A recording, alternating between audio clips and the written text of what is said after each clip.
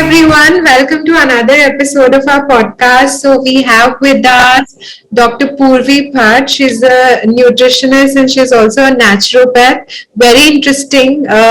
She pursued her master's degree from UK and now she's back to India, helping so many clients world over and spreading natural ways of healing to cure our bodies and everything else that goes wrong within ourselves. And Purvi, they say that nature in itself is the best physician because what happens inside is purely what happens on the outside. Like it's what's happening outside is a reflection of what's happening inside in a way. So why not get to the root cause of why we face so much, and that's why I think naturopathy is so relevant in today's times. So can you please put some light on what is naturopathy and how does it work and how does it cure people? So basically, it's a little lesser known form of medicine which focuses on the inherent ability of the body to heal itself. So what we really believe is that the body has a capacity to heal itself, whether you give it medicine or not. But it's a physician's job to kind of facilitate that healing by making the other work of the body less, so that it can actually focus on the healing. So we kind of, how to say, clear the path so that the body can kind of do its thing. For example, see, if you've had a fracture, if you had anything, you can put a cast to put the bones together, but actually the healing is done internally by the body. So we kind of take that to everything, in the sense that whatever disease you have, whatever medicines you take, everything is kind of just to facilitate the healing of the body, and we kind of want to do that without any medicines. So we're a form of medicine which actually ironically says we don't want to give you any medicine. We want to treat your lifestyle. We want to treat your relationship with your body and kind of give you a result just doing that. All right. So, Purvi, is it all about like going back to like our ancient wisdom, like things like Ayurveda? It's a beautiful science which unfortunately lost its importance as we, came along. But it's beautiful that people are again going back to natural ways of healing for the various illnesses that they suffer from. And so, is it somewhat related to Ayurveda and sciences like Ayurveda, or naturopathy is completely different from Ayurveda? I'd say it's rather distinct in the sense that Ayurveda has its own diagnostic methodology and it's a separate science. But I mean, unpopular opinion is I think naturopathy has borrowed a lot of things from Ayurveda. We borrow a lot from TCM, which is traditional Chinese medicine as well. And we basically focus on all the treatments which don't actually require medicine. So we've taken elements of fasting from Ayurveda, we've taken elements of prana and chi diagnosis from TCM, we've taken other elements from other sciences, and we've kind of collated our own little system using all of those. And that's just my personal understanding of naturopathy. I think a lot of other naturopaths may kind of disagree with me on that, but this is my take. Okay, so like basically it's like a holistic system where you've taken up, like you've found your own niche somewhere, borrowing certain aspects from different ways of healing, right? Okay, so how does like allopathy find its role here? Like, does allopathy really ruin the body, like the popular opinion goes, and why? Like that's the more important question. Like, why is allopathy so? It ruins the body. I think that's a very simplistic way of looking at it, in the sense that every medical system has its place. For example, if you have an accident or something, I would say definitely you should go to a hospital and get it checked, because whatever we do, I'm not saying we can't treat it, but our ways of treating it would take a lot longer and they wouldn't be the best way to treat it. And same goes for surgery, same goes for certain conditions. I just think the problem is that certain things cannot be treated by allopathy alone, which is especially lifestyle disorders, which is basically most of the diseases we have today, such as diabetes, hypertension, pain-related conditions. These are just conditions which don't have very good treatments in certain medical systems, and that's why we kind of step in and help with that. So instead of good versus bad, I think it's more a matter of what is a right fit for what. So as long as you're using the right modality for the right thing, then you get a best result, I would say. All right. So also like there are a lot of like questions in people's mind when they go for treatments through the way of naturopathy or nature's way of healing itself. So the most important one being that can we take up allopathic or homeopathic treatments alongside treating or healing ourselves through naturopathy? Like, is that, does that work in parallel, or can that work in parallel? I think a lot of the times where naturopathy does have an advantage over other medical systems is that we can work alongside allopathy, in the sense that because we're not actually giving medicines, you can actually take homeopathic medicine or you can actually take allopathic medicine and do naturopathy side by side. So oftentimes we actually work in multidisciplinary teams, which means that we actually work with allopathy doctors or we actually work with other doctors, so that we give some of our treatments, they give some of their treatments, and kind of together, synergistically, a patient gets healed. So yes, it can work side by side. Of course, it depends from physician to physician and case to case, but I've seen a lot of this happening, and it's pretty successful, I would say. Also, like Poorvi, these days mental health issues have cropped up so much, and it's important to, like, for ourselves to keep our hormonal system in place. And like the other day, I was having a conversation with Pavitra on gut healing, and we discussed that how our hormones, like the mood stabilizing hormones like serotonin and other hormones, get secreted and are controlled by the gut.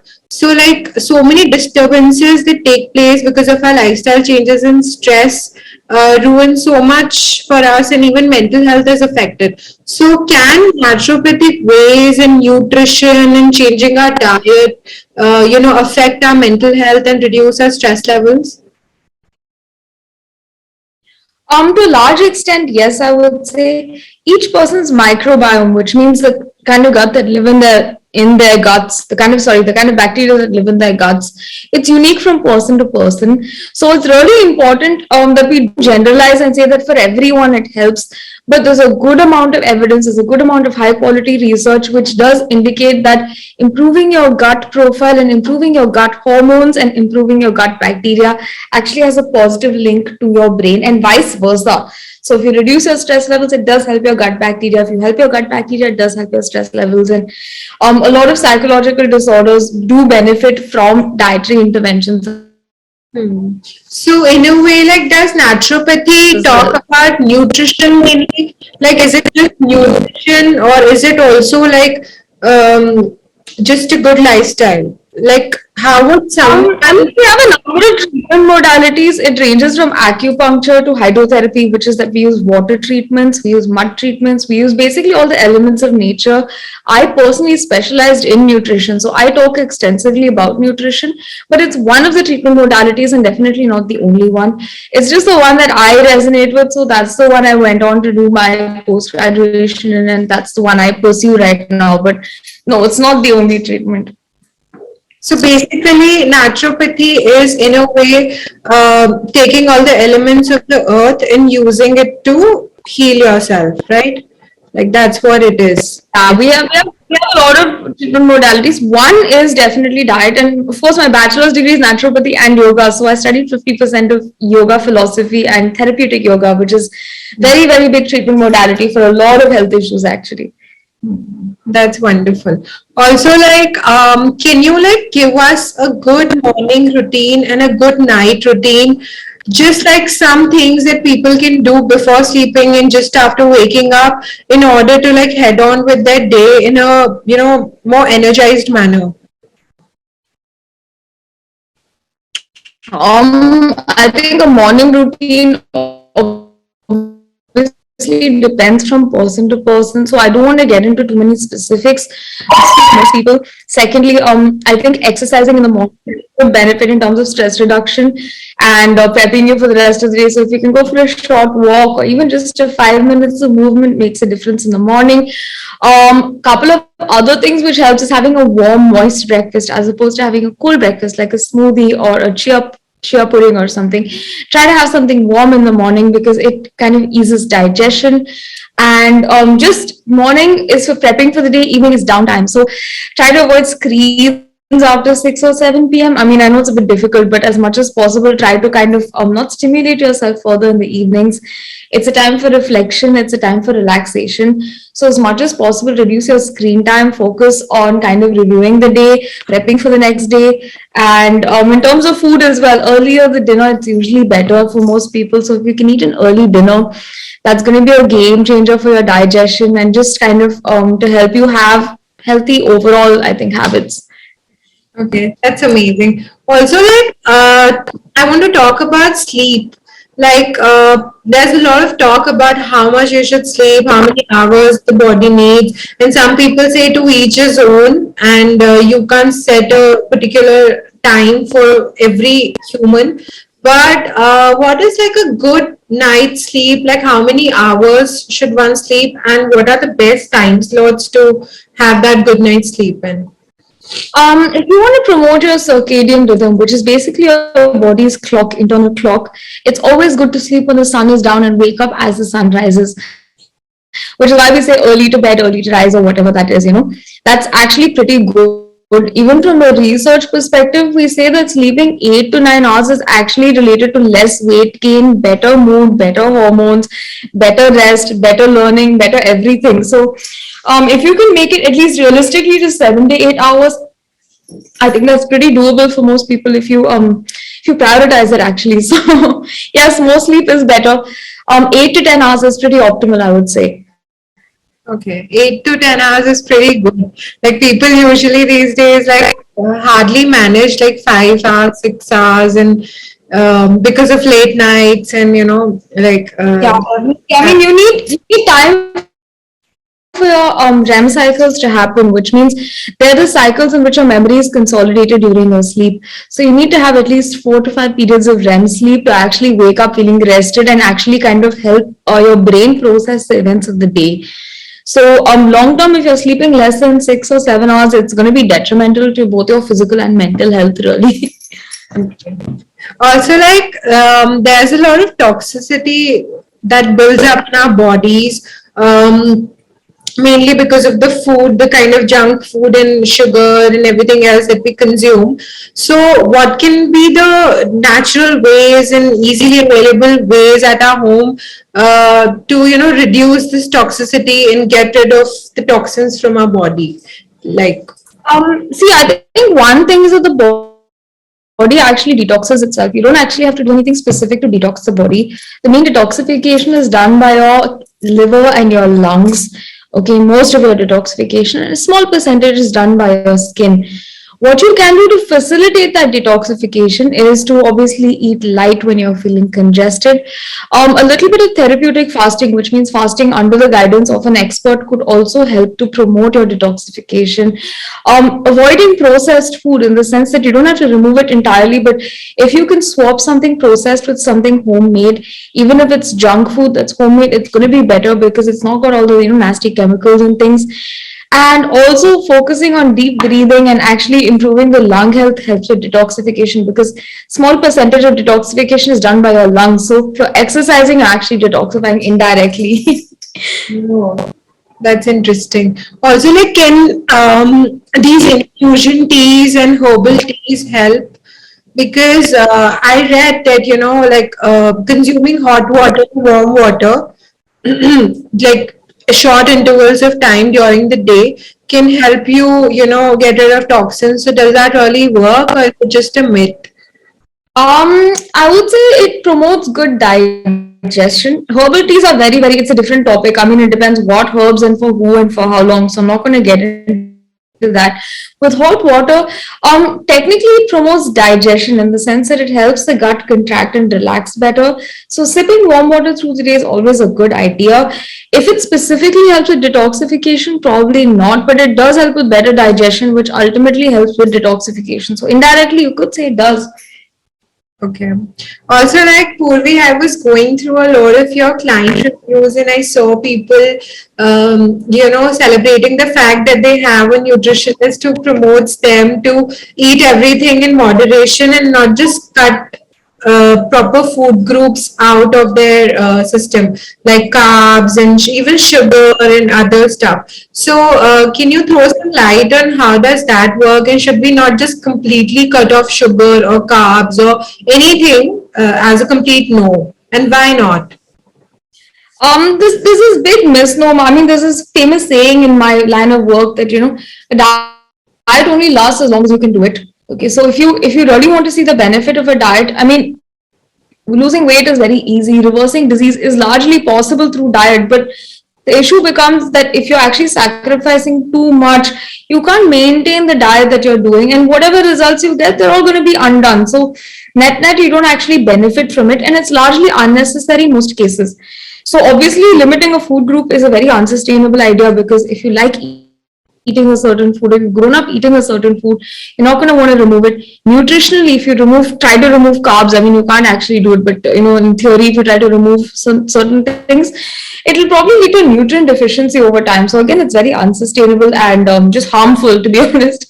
So instead of removing certain food groups, if you kind of focus on the overall balance of your day and having a sane, healthy relationship with food, you can actually get away with eating chocolates and burgers and fries and all the stuff that we demonize. You can largely get away with eating and still be very, very healthy and happy. So I think it's just a shift in perspective. That's all.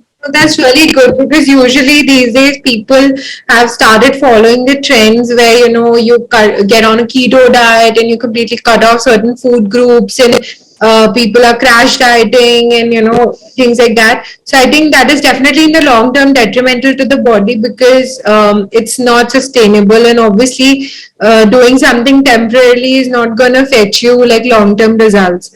So I think that's the whole idea. And also, like Poorvi, what about intermittent fasting? And does it really? Would you advise that? And how much should the gap be?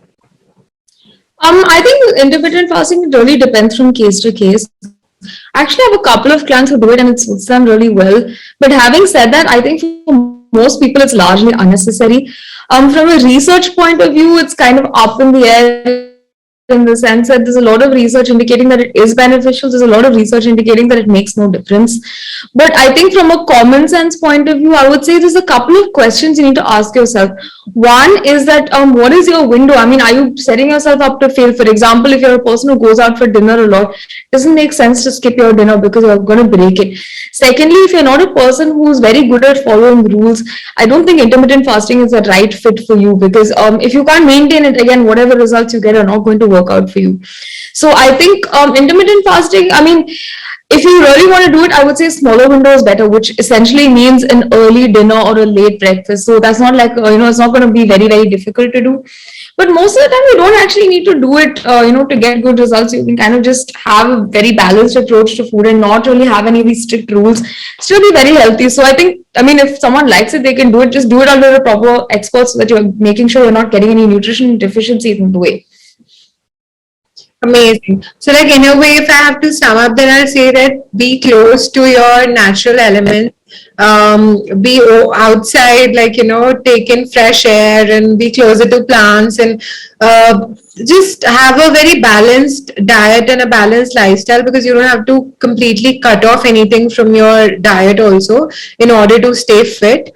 Exercise a little and laugh a lot. I think that should be yeah, that should be the way to. This is really famous author who basically said there's more to life than paying your bills and losing weight. So I think we need to think about the rest of your life as well, and have an overall healthy balance towards life. I think you won't have any problems. Yeah, amazing.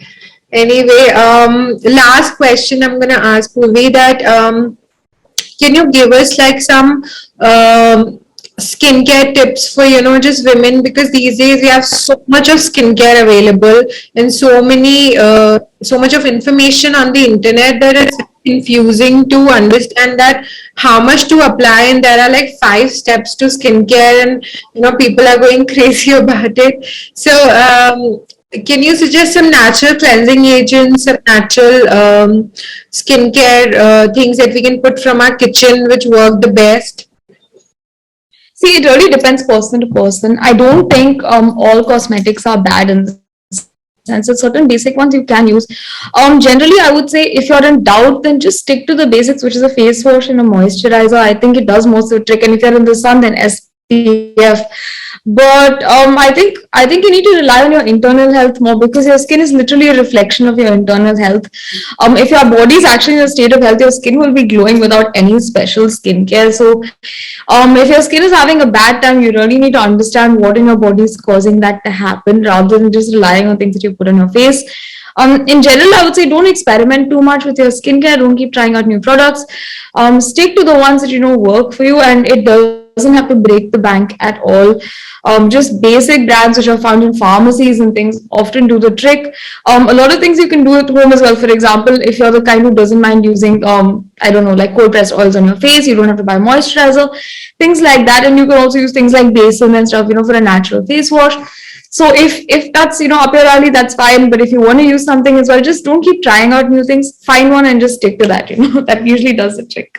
That's great. Thank you so much, Poorvi, for joining us. It was really, amazing to hear from you, because there's so much that we need to discover and make ourselves aware about in terms of naturopathy, natural ways of healing, and a good lifestyle in general. Forget illnesses, but just generally a good lifestyle. So, and I think the biggest takeaway I think people should from this conversation is that do not cut off your diet, do not go on crash diets, and do not just completely eliminate food groups. And because it's not going to be sustainable, and your body needs everything in moderation. Yeah. Thank Absolutely you, summed it up. Purvi. Thank you so much. Anytime. Take care. Have a good day ahead and take care of yourself. You too. You too. Thank you for Bye. doing this. Bye bye.